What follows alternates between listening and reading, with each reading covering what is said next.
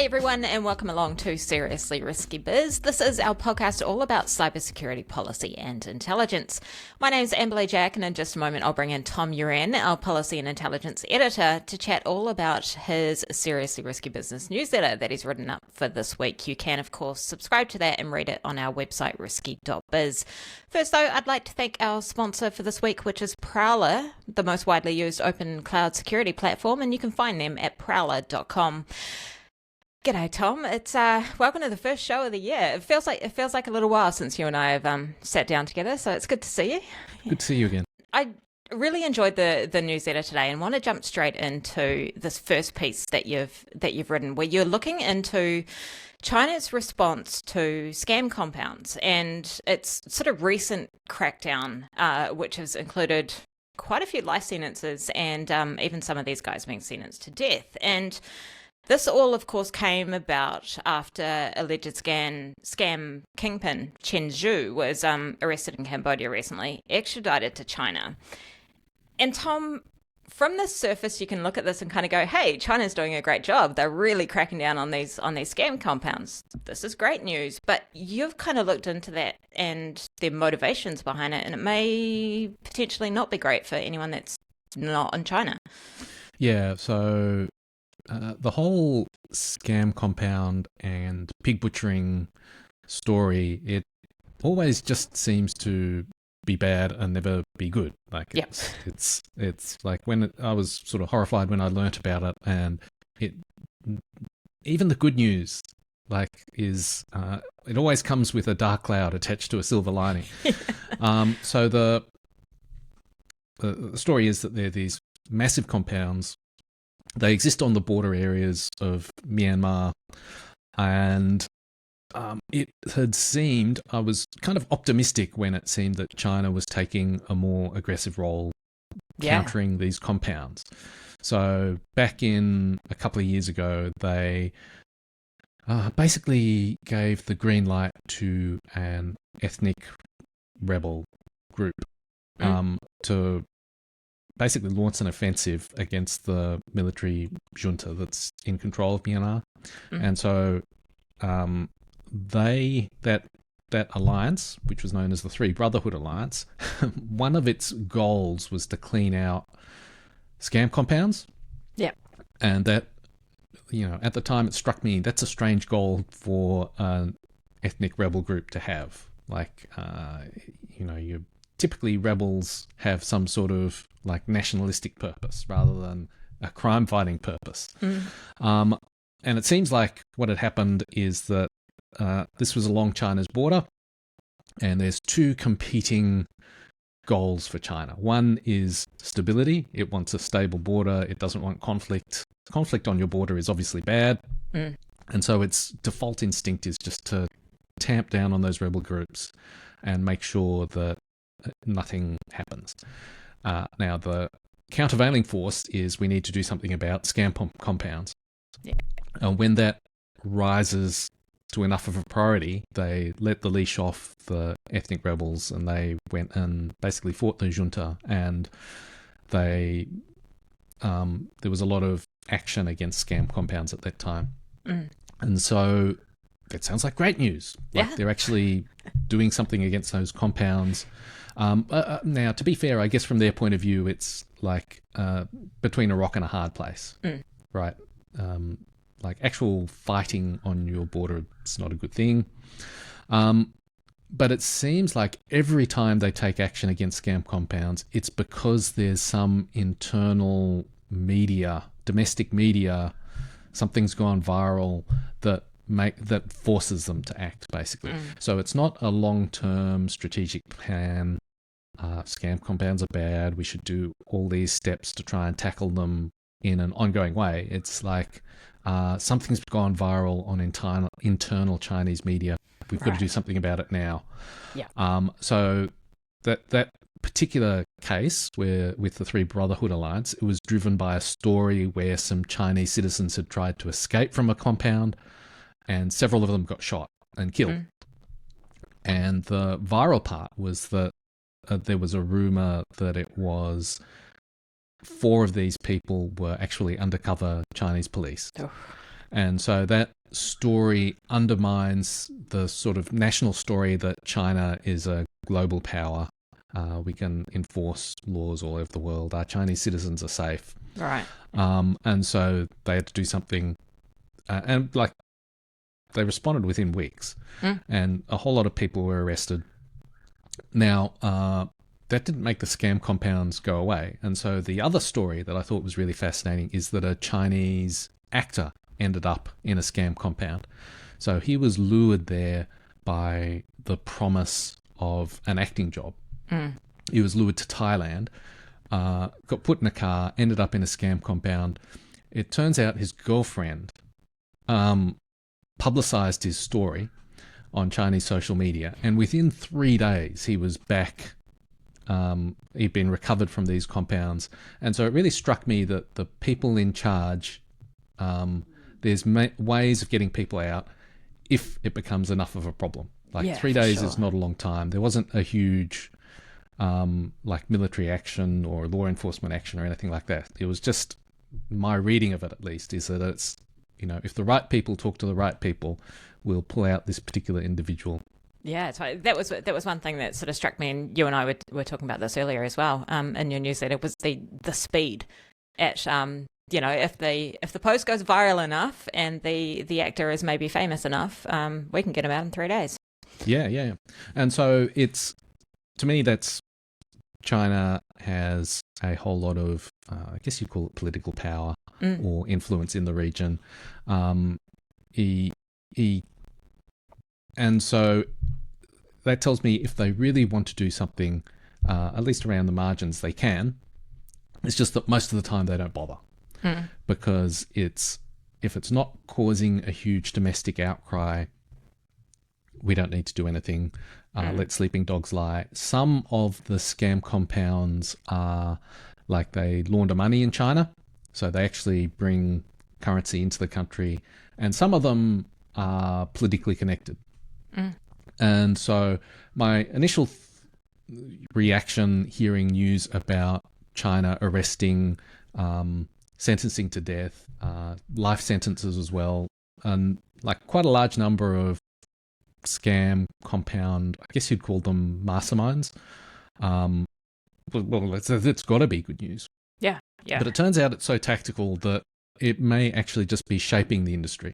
So there's a number of experts who look at it and say, because it's so tactical, and what I mean by that is it's so focused on the compounds that are targeting Chinese. If you're not targeting Chinese citizens, we don't care. Yeah. And so it just shapes the industry. Or if the social media backlash isn't loud enough. Yeah, exactly. Yeah. And so and I guess there's an AI angle in that it makes it easier to talk across different languages. And so that the fear is that the industry is just moving to different regions. So not on China's border, but on the Thai border. And it's also focusing on different target populations. So the compounds have people who are forcibly detained there, or sometimes work there for money, and they run scams on other countries. And it's just a massive scale. And so what seems like an initially good news story, and to be fair, it's not entirely, it's not bad it's not news. Terrible news. No, that's right. It's just not as good news as I had hoped. So it continues to be disappointing, I suppose. Yeah, for sure. And it's, you know, as you sort of wrote in the newsletter as well, it's very hard to feel sorry for these guys. So seeing any of them punished is good news. So Tom, if China's kind of tackling these compounds for very sort of domestic and maybe, you know, selfish reasons, I guess, rather than, you know, we are the world type, let's all band together and get rid of this industry as a whole, what can places like the US do? I mean, you sort of mentioned, you know, they can't sort of take them down on their own. And we even saw with Chinju, that the US had indicted him, but China got him. So what can places that aren't China do about this? Yeah. I think there's actually quite a lot of international collaboration kicking off. I think the real problem here is that China is the self-interested giant in the region. And so it's, I just find it impossible to imagine the US and China working very well together. Yeah.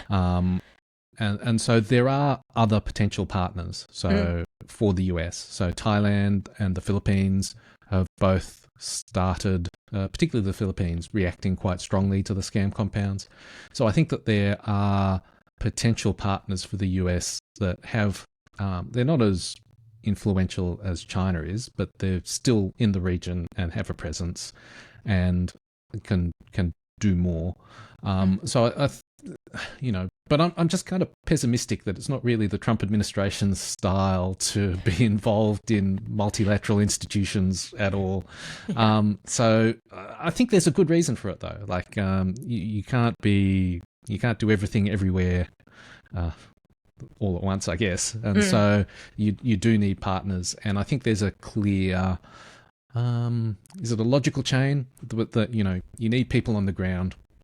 These countries, because they're located next to the border or in the region, they just have more potential a physical presence that I think would benefit both countries. And Tom, sort of speaking of the Trump administration style, let's jump through to this second story that you've written, Venezuela, US, and the capture of Nicolás Maduro. And Tom, you're sort of saying here that the use of disruptive cyber operations in this massive operation kind of marks a point in time where this is going to become a part of future military planning. Tell me a little bit more about that.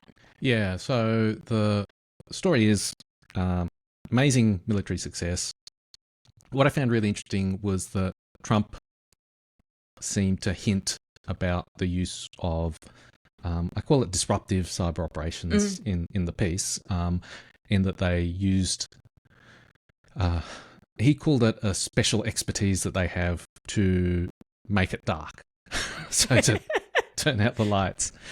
So everyone thinks that is a cyber operation. The New York Times actually explicitly says it was a cyber operation to switch off the lights in parts of Caracas. And by cutting power. And so there's, my presumption is that was on background from someone in the administration, presumably. And so we've got this all the way up from the president, a acknowledgement of this went on. And what I thought was really fascinating is that if you sort of think about the operation, there was 150 planes. They somehow suppressed Venezuelan air defense systems. And the cyber part, which got called out by the president, was actually just turning off the lights. And they have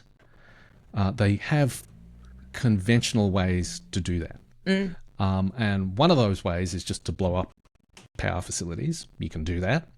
They actually have these, they're called graphite bombs as well, that spool carbon fiber or conductive material out over electricity infrastructure and cause short circuits.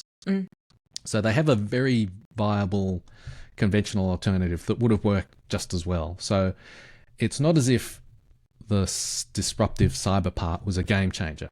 They didn't go from having no capability to a magical cyber capability. They went from having a conventional capability, where the problem is that sometimes with those graphite bombs, the facility, because it short circuits, it just catches fire and burns to the ground. And so for some situations, that's not a big deal. Like in the invasion of Iraq, they used those bombs. The idea is that they're reversible because if you clean up the facility and remove all the conductive material, you can switch it back on and it doesn't short circuit. In the context of an invasion like Iraq, if you have a few transformers or a few facilities burn, it's like, well, at least we tried, I guess. Now, in the context of Venezuela, the plan is to remove Maduro and replace him with someone who's more amenable and has been really shocked by the US presence. And so will be amenable to like, okay, like the alternative is getting snatched in the middle of the night. I'll listen to the US more carefully. And so having the electricity facilities destroyed, I think makes their job more difficult. Yeah. And so if you can avoid it, I think it's a nice to have. Yeah. So in this case, my assessment is that the cyber operation was a very incremental improvement. Like, we avoid the risk of short circuits. That's really what we're achieving here. And yet it's interesting that the president specifically mentioned it. So I think it's really like, for cyber people, it's a political victory. It's we got to the president. He understands what we helped achieve. He thinks it's special and really it is. It's like clever. It's tricky. It's if you're a cyber person, it's cool. And so that is, I think, a signal that for these types of operations, where you've got the time and space to plan, disruptive cyber operations will be part of the mix. So they'll be considered every single time you're doing something like this, where you've got a bit of breathing room to integrate that into the operational planning. And Tom, I know you sort of spoke about in the newsletter and spoke about here as well, that this particular raid was very, I guess, nicely aligned to for any weaknesses when it comes to disruptive cyber operations to really not matter at all. In fact, benefit them. But you also mentioned, wow, kind of cool, not mind-blowingly amazing. But do you think there were other potentially more mind-blowing operations going on within the same raid? So that was one thing I thought about, is that, like, they mentioned power. And power seems like a great thing to mention because it's been done before. Yeah. It seems like a great thing to mention because electricity networks are a constant target of, the Chinese are trying to get into the US critical infrastructure. So it seems like you're telling us something that everyone already knows. And you're not giving away anything that's a super secret capability. Now, the other thing that people talk about is using cyber to degrade air defense networks. And there was no mention of that. And yet, at least many helicopters managed to fly into Caracas and fly out again without any noteworthy damage. So my understanding is that some of the helicopters, at least one, was shot at by a person on the ground. But Venezuela has Russian-built air defense systems, and none of those seem to fire anything. And so the other hypothesis potential is that some cyber operation was also involved in degrading those systems. Now, the US has all sorts of technical countermeasures against air defense systems. So I have no doubt those were used. Maybe cyber helped as well. I don't know. But that seems like if you had that capability, you'd be a lot more cautious about talking about it, because you really want to save knowledge about it until you really need to. Yeah, totally. And so, I don't know. Who knows? Awesome. On that note, Tom, we will leave it there. But thank you so much for joining me. It's been so great to sit down and chat with you again. And of course, you can read and subscribe to Tom's newsletter over at our website, rescue.biz. But Tom, have a great week, and we'll catch you again same time next week. Thanks, Amberleigh.